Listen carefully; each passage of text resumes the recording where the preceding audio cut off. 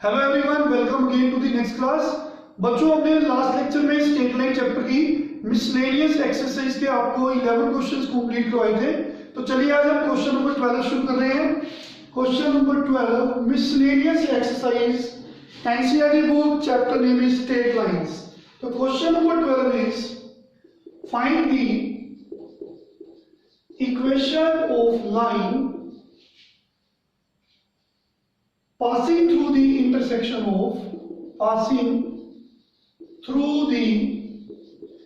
intersection of lines। तो lines हमें given है 4x plus 7y minus 3 equal to 0 and 2x minus 3y plus 1 equal to 0 and that has equal intercepts on the axis। तो हमें equation line की निकालनी है which is passing through the intersection of two given lines। तो बच्चों, हमें जिस line की इक्वेशन निकालनी है वो हमारी रिक्वायर्ड लाइन है। तो गिवन है कि रिक्वायर्ड लाइन जो है वो दो गिवन लाइंस के पॉइंट ऑफ इंटरसेक्शन से पास कर रही है। तो ये दो लाइन जो गिवन लाइंस है, इनका पॉइंट ऑफ इंटरसेक्शन क्या होगा, कैसे मिलेगा? इन दोनों लाइंस को साइमल्टेनियसली सोल्व करें।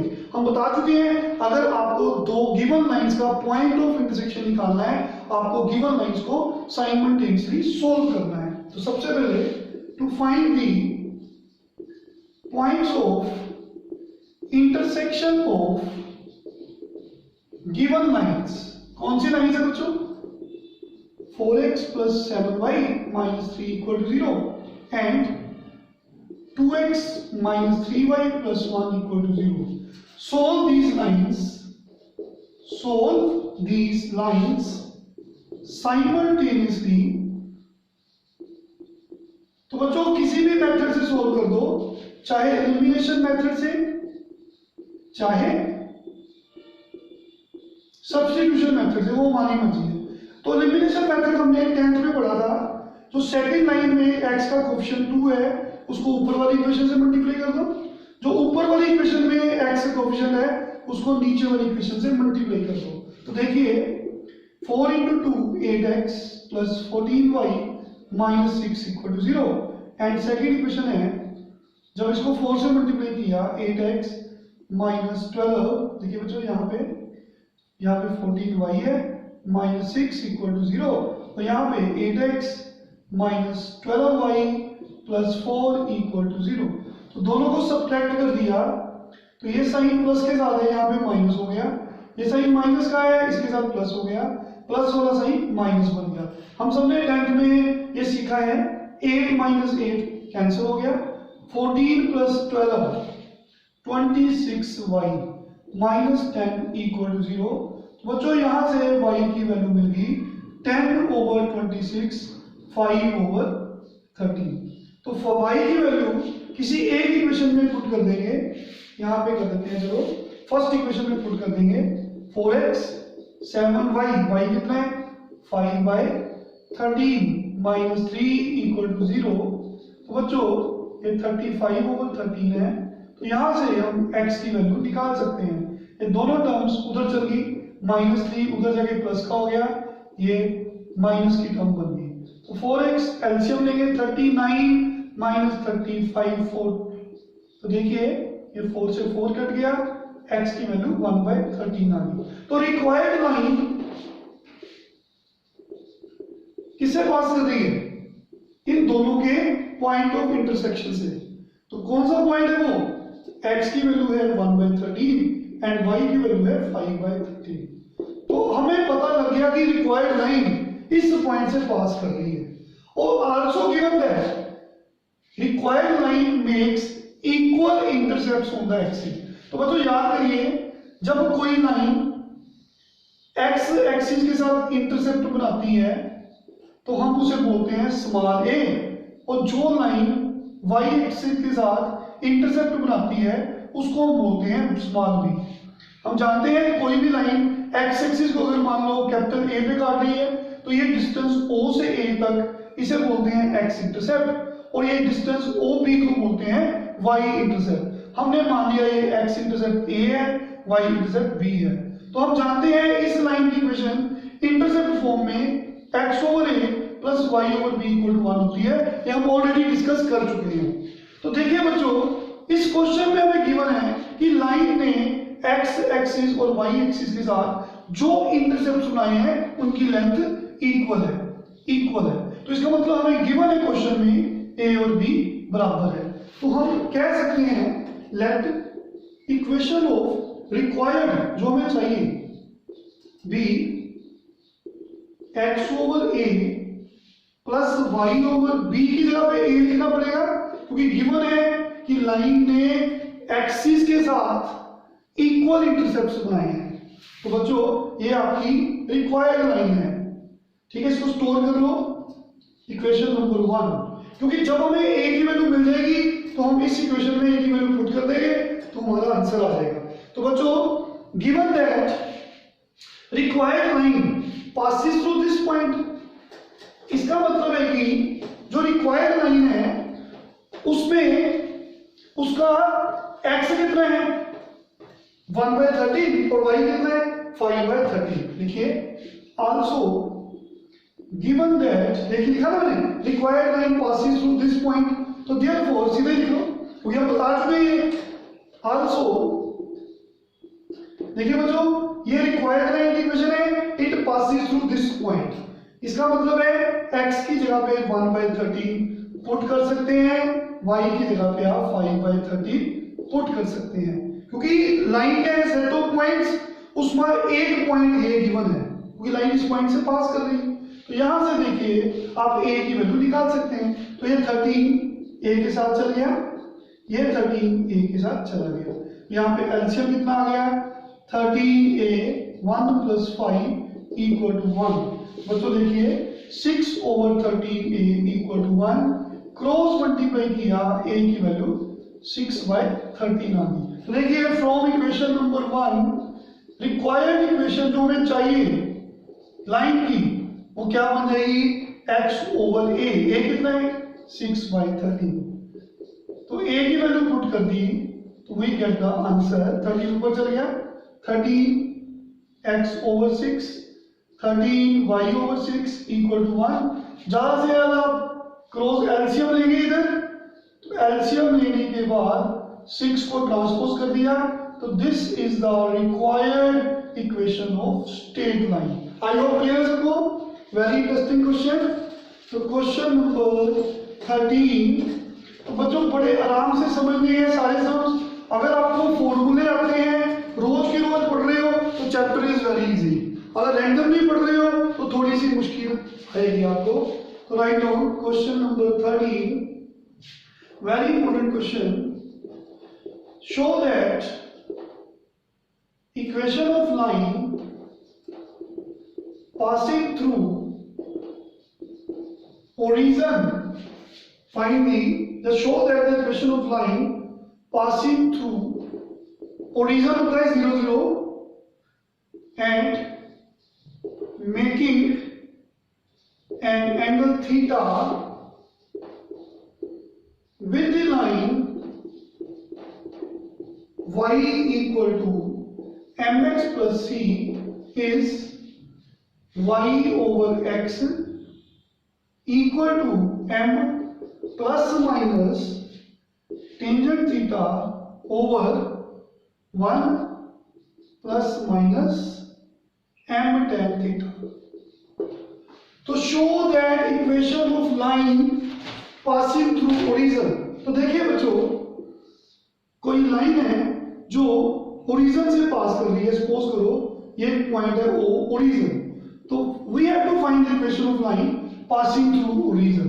तो हमें इस लाइन की इक्वेशन बनानी है, हमें इस लाइन की इक्वेशन निकालनी है जो ओरिजिन से पास कर रही है, 0 0 से पास कर रही है। ठीक है बच्चों, तो we have to find the equation of line, देखिए जो ओरिजिन से पास कर रही है, ठीक है, and making an angle theta, and this line जो हमें निकालनी है it makes an angle theta with the given line जिसकी इक्वेशन है y equal to m x plus C.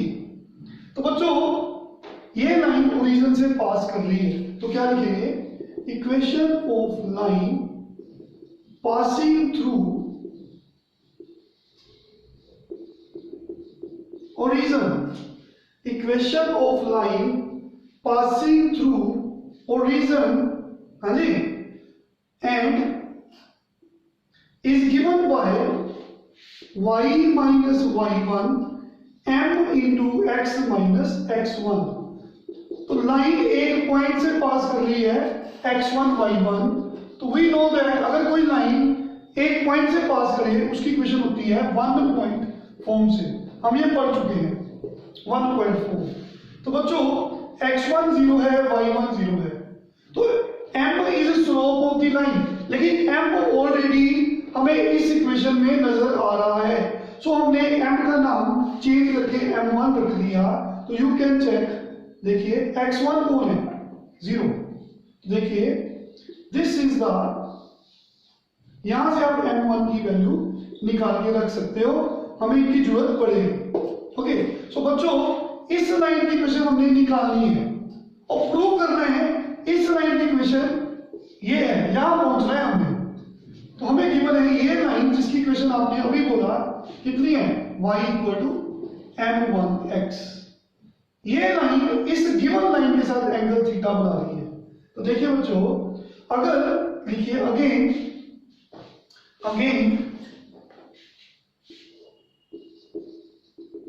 Required line जो हमें चाहिए, कौन सी लाइन है जिसको हमने सपोज किया है y इक्वल टू m1x, ठीक है, m1 की वैल्यू मिलेगी तभी आंसर आएगा। तो required line y equal to m1x makes an angle theta with the line, कौन सी line, y equal to mx plus c। तो हम जानते हैं अगर दो लाइंस में एंगल थीटा हो, हम जानते हैं कि how to find the angle between two lines, हमने ये फॉर्मूला पढ़ा है, याद है सबको। अगर इसकी स्लोप m1 है, इसकी स्लोप m2 है, तो एंगल बिटवीन लाइंस गिवन है, तो tangent theta is m2 minus m1 over 1 plus m1 m2 with in the mode.